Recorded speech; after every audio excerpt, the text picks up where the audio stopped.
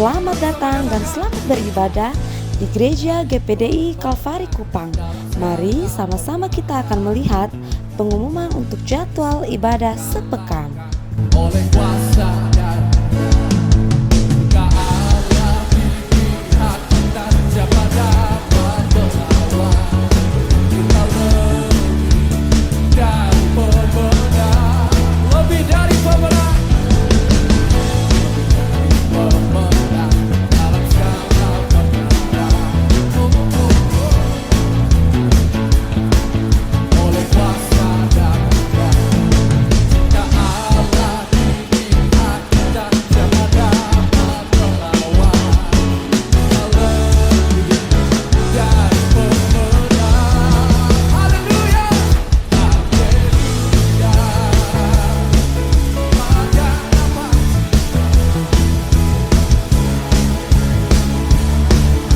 Kami juga mengucapkan selamat datang untuk para jemaat yang baru pertama kali bergabung di Gereja GPDI Kalvari Kupang. Sampai jumpa di ibadah-ibadah selanjutnya ya. Tuhan Yesus memberkati. GPDI Kalvari, sekali Yesus, tetap Yesus. Haleluya. kita bersama, kita mengakhiri tahun ini dengan jadi pemenang. Amin. Katakan bersama. Haleluya. Puji Tuhan. Salam sejahtera dalam nama Tuhan Yesus Kristus. Mari kita membuka Alkitab kita.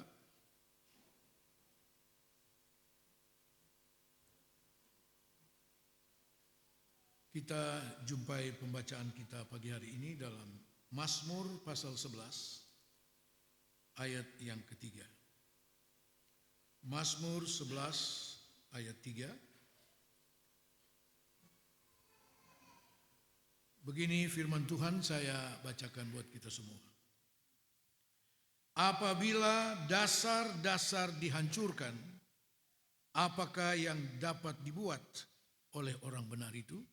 Sekali lagi, apabila dasar-dasar dihancurkan, apakah yang dapat dibuat oleh orang benar itu? Puji Tuhan. Kita semua adalah orang benar, katakan amin. Dibenarkan oleh Yesus Kristus. Kitab Ulangan katakan, jikalau kita melakukan kebenaran firman Tuhan, kita menjadi benar. Nah, kita bukan sekedar dibenarkan oleh Tuhan, oleh firman Tuhan, oleh Roh Kudus, tetapi sebagai orang benar, ketika kita menjadi percaya, dibenarkan oleh darah Yesus, firman Tuhan, kita tidak langsung dibawa ke sorga, saudara. Kita masih ada sebagai orang-orang percaya, orang-orang yang dibenarkan. Alkitab katakan dalam surat Titus, pasal 3 ayat 14 katakan, kita sebagai orang percaya jangan hidup dengan percuma. Ya.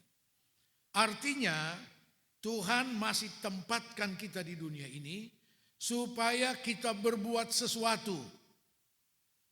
Kita harus menjadi orang-orang Kristen, orang-orang benar yang produktif, yang menghasilkan, membuahkan sesuatu. Ya. Itu yang dikatakan dalam Mazmur 11 ayat 3 ini, apakah yang dapat dibuat oleh orang-orang benar. Artinya Tuhan mau kita berbuat sesuatu. Menjadi orang-orang Kristen yang produktif, yang menghasilkan. Ya. Dalam Filipi pasal 1 ayat 22, Filipi 1 ayat 22, Rasul Paulus katakan begini,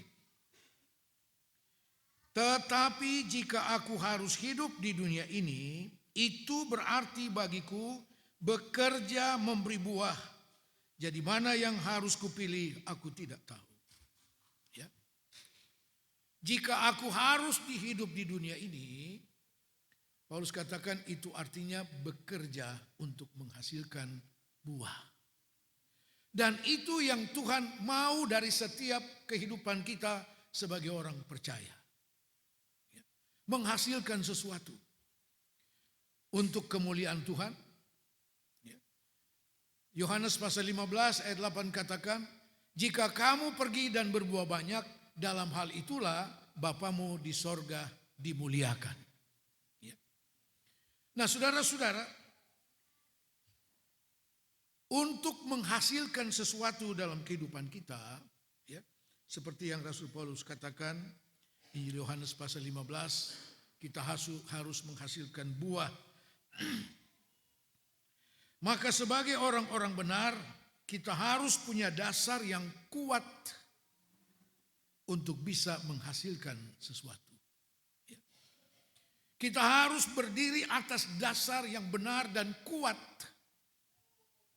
Sebab untuk menghasilkan sesuatu, untuk berbuat sesuatu sesuai dengan firman Tuhan, itu tidak mudah. Banyak tantangan. Ya. Sebab iblis tidak pernah mau saudara dan saya menghasilkan buah-buah kebenaran dalam hidup ini.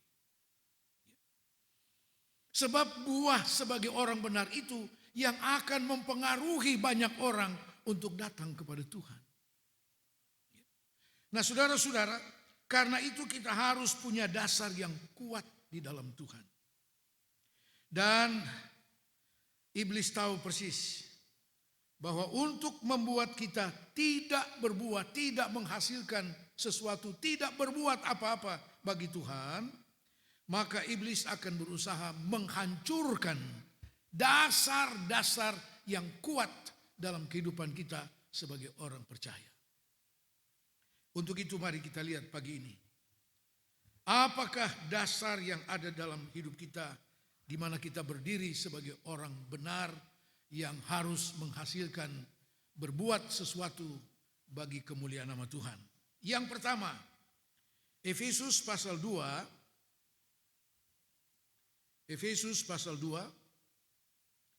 ayat 19 dan ayat 20. Ini dasar yang pertama yang ingin iblis hancurkan dari kehidupan kita. Efesus 2 ayat 19 dan 20. Demikianlah kamu bukan lagi orang asing dan pendatang, melainkan kawan sewarga dari orang-orang kudus dan anggota-anggota keluarga Allah, yang dibangun di atas dasar para rasul dan para nabi, dengan Kristus Yesus sebagai batu penjuru. Haleluya. Ya. Dibangunkan di atas para rasul dan nabi-nabi, dan Yesus Kristus adalah batu penjuru. Yang dimaksud di sini bukan dibangun di atas jasad tulang-tulang dari rasul dan nabi, sebagaimana pemahaman di pihak lain sana. Ya. Bukan seperti itu. Tetapi yang dimaksud dibangun di atas rasul-rasul dan nabi-nabi, kita lihat dalam Kisah Rasul pasal 2 ayat 42. Ini yang dimaksud dengan dibangun di atas rasul-rasul dan nabi-nabi. Kisah Rasul 2 ayat 42. Mereka bertekun dalam pengajaran rasul-rasul dan dalam persekutuan, dan mereka selalu berkumpul untuk memecahkan roti dan berdoa dan seterusnya. Tadi surat Efesus katakan kita dibangunkan di atas dasar pengajaran rasul-rasul dan nabi-nabi. Di atas pengajaran.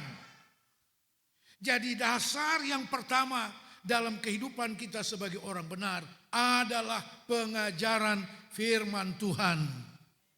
Ya, pengajaran firman Tuhan. Nah, gereja mula-mula begitu kuat dasarnya, saudara. Tidak bisa digoyahkan dengan berbagai tantangan. Kenapa? Mereka bertekun dalam pengajaran rasul-rasul dan nabi-nabi.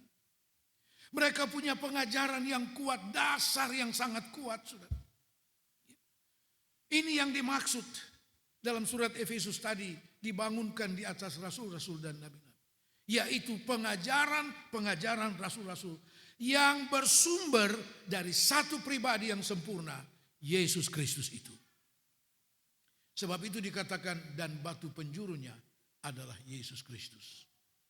Saudara-saudara, ini menjadi dasar dalam kehidupan kita. Dan iblis berusaha begitu rupa untuk menghancurkan dasar ini. Kita punya dasar yang kuat. Jemaat gereja mula-mula begitu kuat di dalam Tuhan.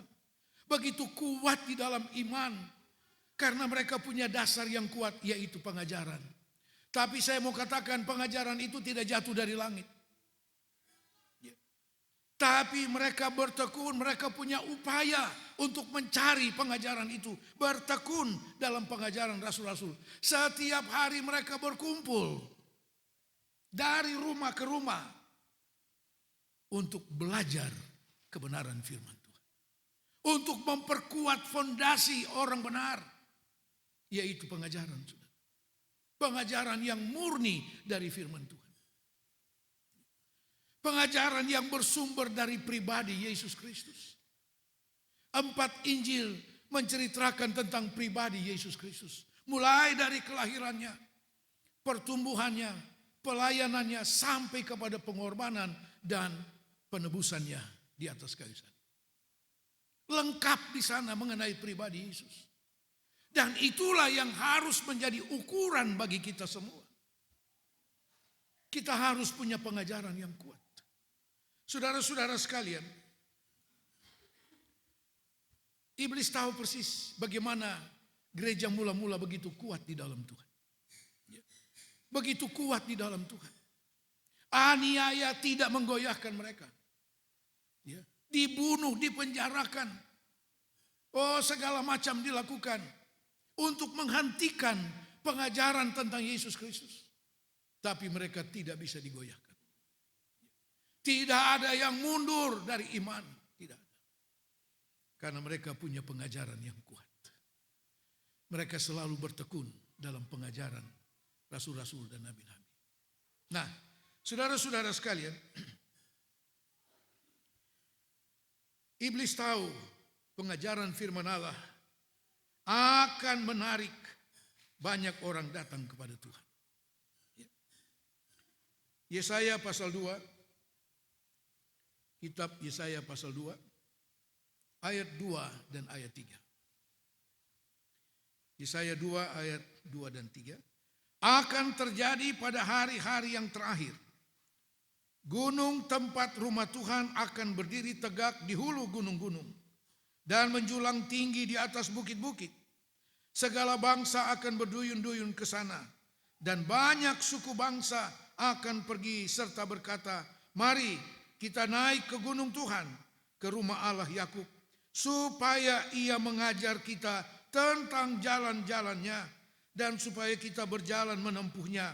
Sebab dari Sion akan keluar pengajaran dan firman Tuhan dari Yerusalem. Katakan amin. Ini nubuatan Nabi Yesaya untuk kita akhir zaman ini. Akan terjadi hari-hari terakhir, hari-hari di mana saudara dan saya ada. Gunung rumah Tuhan akan berdiri tegak melebihi segala gunung-gunung. Gunung berbicara tentang kekuatan-kekuatan di dunia. Dan gereja Tuhan adalah kekuatan yang dahsyat di dunia ini, saudara.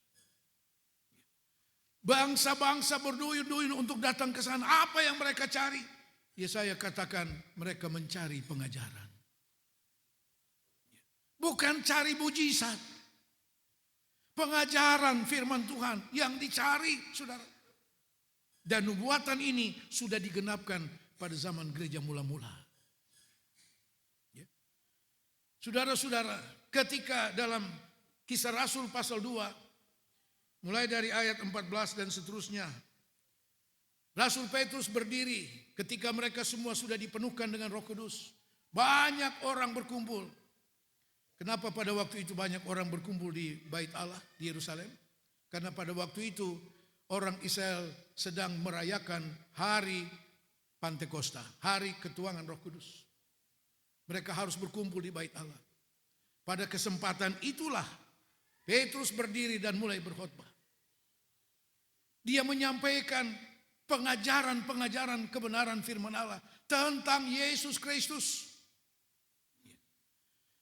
Rasul Petrus tidak melihat kesempatan banyak orang mendemonstrasikan mujizat-mujizat, tidak sama sekali.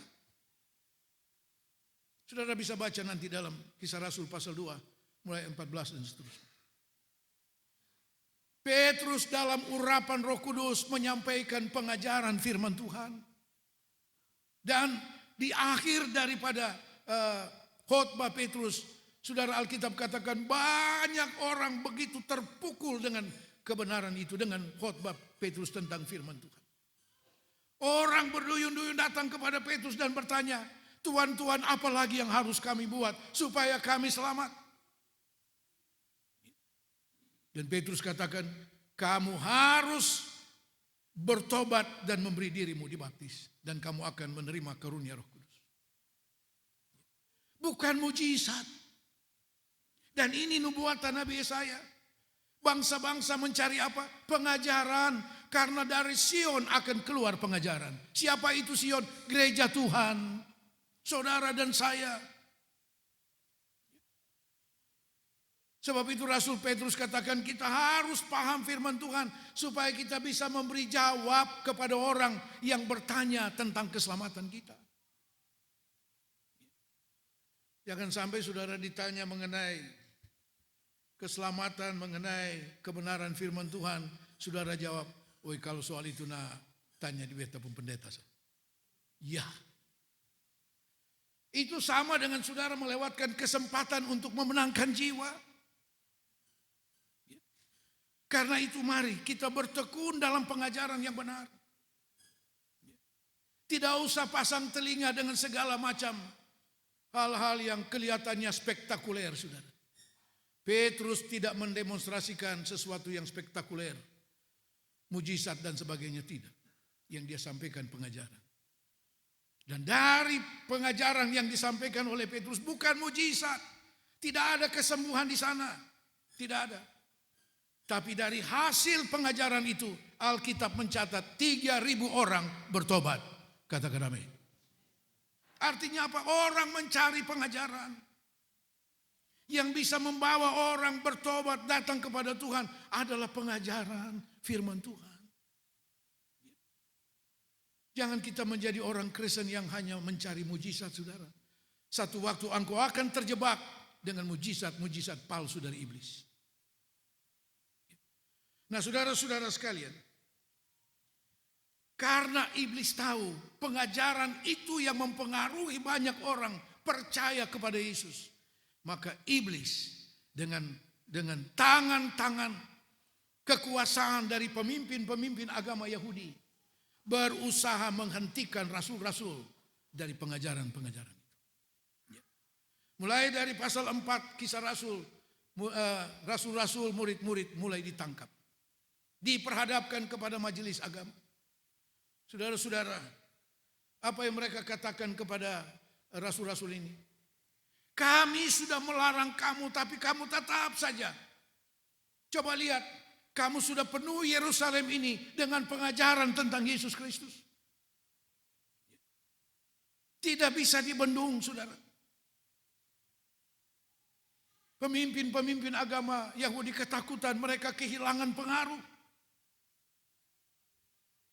Dan memang pengajaran firman Tuhan itu sangat dahsyat.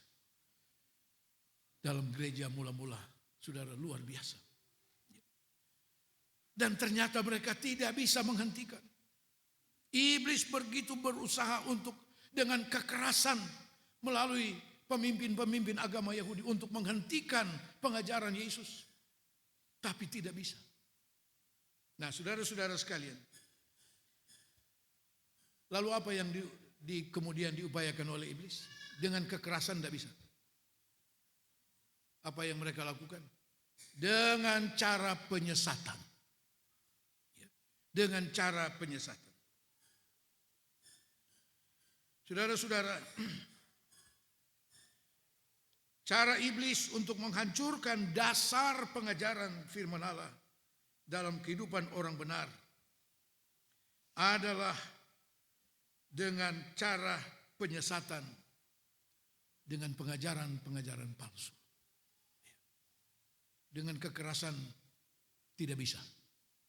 Semakin mereka ditekan, semakin Injil itu menyebar.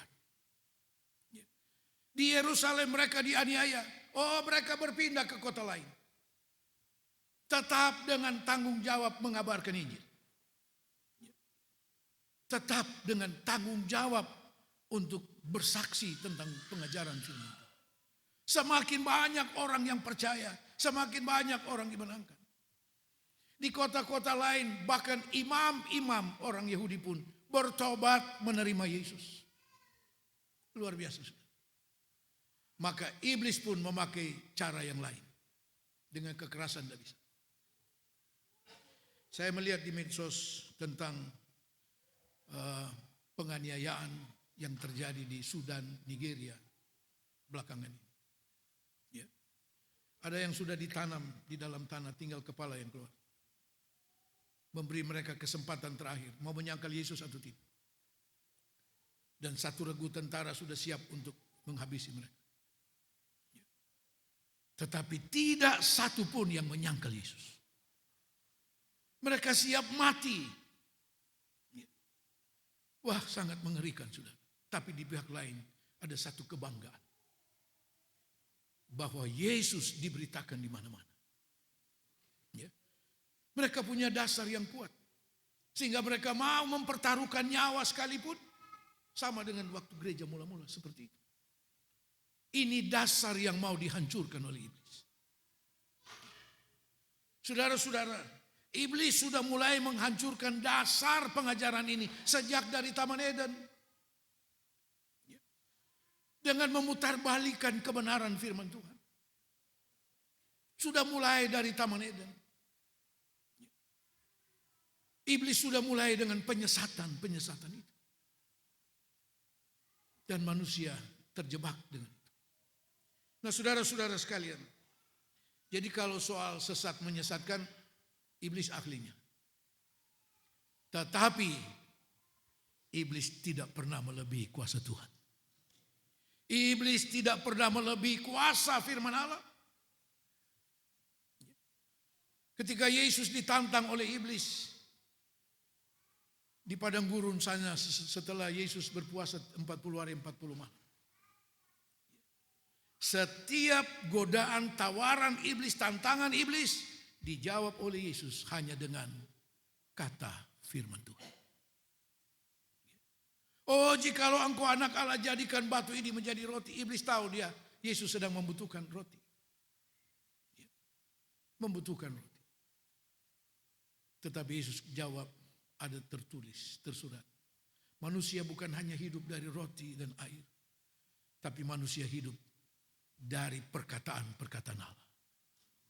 Haleluya. Iblis tahu Yesus akan memulaikan satu pelayanan besar yang luar biasa. Dan sebelum Yesus memulaikan pelayanan yang besar itu, saudara, iblis diberi kesempatan untuk menantang Yesus, mencobai Yesus. Tetapi Yesus punya firman Allah. Dia dijawab dengan firman Tuhan. Kita harus mengambil contoh seperti itu. Bukan kekuatan kita yang diandalkan, bukan. Kekuatan firman Tuhan. Karena itu firman Tuhan jangan hanya dijadikan sebagai pengetahuan. Bukan. Tapi firman Tuhan itu harus menjadi bagian kehidupan kita. Bagian hidup ini. Kebenaran itu harus menjadi bagian dari kehidupan kita. Kita tidak boleh terpisah dari kebenaran itu. Dari pengajaran itu. Seperti gereja mula-mula. Mereka boleh kesampingkan segala hal demi bertekun dalam pengajaran firman Tuhan. Luar biasa. Nah, saudara-saudara, jadi kita melihat bahwa cara iblis, upaya iblis untuk menghancurkan dasar pengajaran firman Allah dalam kehidupan kita supaya kita tidak dapat berbuat, tidak bisa berbuat apapun, yaitu dengan penyesatan. Mari kita lihat dalam Efesus pasal 4 ayat 14.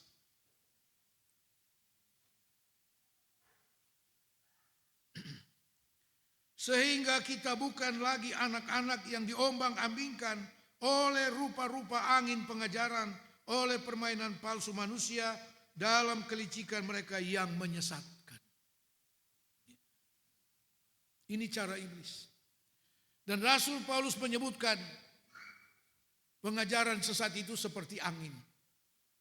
Angin pengajaran sesat. Dalam Matius pasal 7 ayat 24, Tuhan Yesus katakan, orang yang mendengar dan melakukan firman Tuhan adalah orang yang bijak, yang membangun rumah di atas batu. Sehingga ketika hujan datang, badai datang, banjir datang, dan salah satu dari ketiga hal yang menyerang rumah itu adalah angin. Angin apa itu? Pengajaran sesat. Bangunan itu tidak roboh. Karena apa? Dia punya dasar yang kuat. Apa dasarnya? Mendengar dan melakukan firman Tuhan. Mendengar pengajaran. Menjadi bagian dari pengajaran itu. Begitu kuatnya bangunan rohani itu. Sehingga mau hujan, mau angin. Hujan di sini bicara tentang berkat materi, sudah jasmani. Berapa banyak anak Tuhan harus meninggalkan Tuhan karena kelebihan hal materi. Kesenangan jasmania. Ya. Kemudian angin pengajaran sesat. Banyak mereka yang sudah undur daripada iman yang benar karena pengajaran sesat. Angin pengajaran sesat. Hari-hari ini angin pengajaran sesat sudah seperti badai sudah. Bahkan di kalangan hamba-hamba Tuhan pun di gereja kita. Ada yang telepon saya, Om, saya dapat undangan gratis. Yang dilihat duluan gratisnya. Undangan apa? Seminar di Surabaya. Tiket pulang pergi gratis, hotel gratis. Ya. Saya bilang, ketika kamu disesatkan juga gratis, masuk neraka juga gratis kok. Jadi menurut Om bagaimana? Jangan. Jangan. Terus pokok pengajaran yang disampaikan di seminar itu apa? Jangan lagi menyebut Allah, tapi Yahweh, Yehova. Waduh, macam-macam sudah. Macam-macam. Badai angin pengajaran sesat. Dan itu yang Paulus katakan. Dan jangan mau diombang-ambingkan oleh rupa-rupa angin pengajaran. Permainan palsu manusia dalam kelicikan mereka yang menyesatkan. Ini cara iblis untuk menghancurkan. Karena dia tahu nubuatan Nabi Yesaya pasal 2 tadi itu.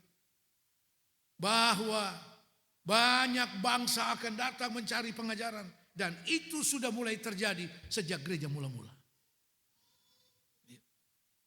Dalam waktu yang singkat, saudara.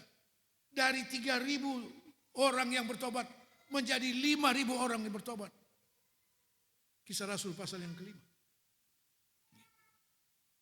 Banyak orang dipengaruhi. Nanti mulai dari pasal 3, pasal 4 dan seterusnya pasal 6. Baru mulai ada mujizat terjadi secara fisik. Tetapi yang sangat signifikan mempengaruhi banyak orang bukan mujizat itu. Tapi pengajaran firman Tuhan. Dan itu yang iblis tidak mau. Nah, saudara-saudara sekalian. Karena itu Rasul Paulus dalam 2 Tesalonika, coba kita lihat. 2 Tesalonika pasal 2 ayat 3. Janganlah kamu memberi dirimu disesatkan orang dengan cara yang bagaimanapun juga. Sebab sebelum hari itu haruslah datang dahulu murtad. Dan haruslah dinyatakan dahulu manusia durhaka yang harus binasa. Yaitu lawan yang meninggikan diri di atas segala yang disebut atau yang disembah sebagai Allah. dan seterusnya. Jangan mau memberi diri disesatkan oleh siapapun dengan cara apapun, saudara. Jangan mau disesatkan. Supaya tidak mudah dan tidak dapat disesatkan, saudara, mari kita lihat bagaimana sikap kita terhadap segala bentuk penyesatan itu. Mari kita lihat kembali kepada Efesus pasal 4 ayat 11 sampai 15. Efesus 4 ayat 11 sampai 15. Dan ialah yang memberikan baik rasul-rasul maupun nabi-nabi, baik pemberita-pemberita Injil maupun gembala-gembala dan pengajar-pengajar, untuk memperlengkapi orang-orang kudus bagi pekerjaan pelayanan, bagi pembangunan tubuh Kristus, sampai kita semua telah mencapai kesatuan iman, pengetahuan yang benar tentang anak Allah, kedewasaan penuh, dan tingkat pertumbuhan yang sesuai dengan kepenuhan Kristus. Sehingga kita bukan lagi anak-anak yang diombang-ambingkan oleh rupa-rupa angin pengajaran, oleh perbainan palsu manusia dalam kelicikan mereka yang menyesatkan. Tetapi dengan teguh berpegang kepada kebenaran, di dalam kasih kita bertumbuh dalam segala hal ke arah Dia, Kristus yang adalah kepala. Haleluya. Ini sikap kita menghadapi segala bentuk penyesatan. Yang pertama, mari kita beri diri, ya, beri diri untuk diperlengkapi. Katakan amin. Untuk diperlengkapi dengan apa? Dengan pengajaran-pengajaran firman Tuhan dan dengan karunia Roh Kudus. Beri diri untuk diperlengkapi. Seperti gereja mula-mula, mereka memberi diri untuk diperlengkapi dengan pengajaran dalam hal bertekun dalam pengajaran itu. Memberi diri. Memberi diri artinya memberi waktu. Ya, memberi waktu. Sebab pengajaran itu tidak jatuh dari langit sementara kita ada tidur di rumah. Ya. Saudara-saudara, bertekun, memberi diri untuk diperlengkapi dengan pengetahuan firman Tuhan. Pelayanan 5 jawatan diberikan oleh Yesus kepada gereja Tuhan untuk memperlengkapi jemaat orang kudus. Diperlengkapi dengan firman Tuhan, dan setelah diperlengkapi tujuannya apa? Untuk pelayanan membangun tubuh Kristus. Jadi menghadapi tantangan penyesatan ini, saudara, kita harus aktif dalam pelayanan. Sehingga segala bentuk pengajaran sesat itu tidak punya kesempatan. Karena kita aktif dalam pelayanan, kita diperlengkapi untuk tugas pelayanan. Membangun tubuh Kristus. Ini cara menghadapi segala tantangan penyesatan itu. Yang berikut, bertumbuh, ya. Bertumbuh menurut ukuran Kristus, seperti yang kita baca dalam surat Efesus tadi. Supaya kita bertumbuh mencapai ukuran Kristus yang sempurna itu. Bertumbuh di dalam Tuhan. Saudara-saudara, tanaman dia tidak bisa bertumbuh dengan baik, bahkan bisa berakhir dengan mati. Kalau sudah ditanam, yang pemilik bilang posisinya kurang bagus, pindah, angkat, pindah. Baru beberapa waktu dipindah, kayaknya orang tidak bisa lihat dia di situ, kasih pindah lagi. Begitu juga dengan kerohanian kita. Coba pindah, coba pindah. Belum sempat berakar, sudah pindah. Berakhir dengan apa? Mati, rohaninya mati. Saudara-saudara sekalian, kita harus bertumbuh menurut ukuran Kristus. Dan untuk bertumbuh kita harus punya ketetapan hati di dalam Tuhan. Katakan amin. Punya ketetapan, keteguhan hati dalam pengajaran. Dan itu kesempatan untuk kita bisa berakar lebih dalam di dalam Kristus, dalam pengajaran firman. Sehingga angin-angin badai pengajaran sesat tidak dapat menggoyahkan kita. Haleluya. Dan saudara tahu, yang dimanfaatkan iblis untuk membawa pengajaran sesat bukan orang yang tidak mengerti firman Tuhan, bukan orang awam, bukan.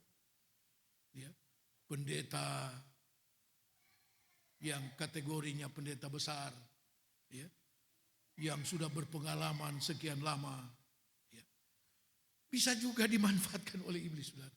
Ya, bisa juga dimanfaatkan oleh iblis. Itu yang kadang-kadang saya pikir, itu firman Tuhan yang kau belajar sekian lama taruh di mana? Yang kemudian berakhir dengan Yesus Kristus bukan juru selamat. Aduh. Juru selamat itu Allah.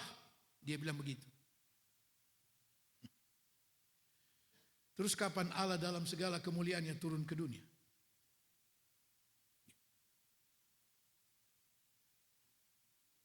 Ada lagi yang bilang Yesus Kristus bukan Allah karena dia manusia. Saya bilang tunggu, kalau saya ketemu itu orang, saya bilang masuk sekolah Alkitab Kalvari. Ya. Dan perlu dibaptis ulang. Haleluya. Yang berikut saudara, menghadapi segala tantangan penyesatan itu, yaitu berpegang teguh kepada kebenaran. Haleluya. Kita hanya mau dengar apa kata firman Tuhan. Ya. Tanpa embel-embel penafsiran ini itu menurut kata si A, menurut kata ahli ini dan segala macam, bukan menurut apa kata firman Tuhan. Itu yang harus kita pegang. Itu yang harus kita pegang. Dan itu cara kita berdiri teguh atas dasar pengajaran yang kuat. Haleluya. Tuhan Yesus memberkati.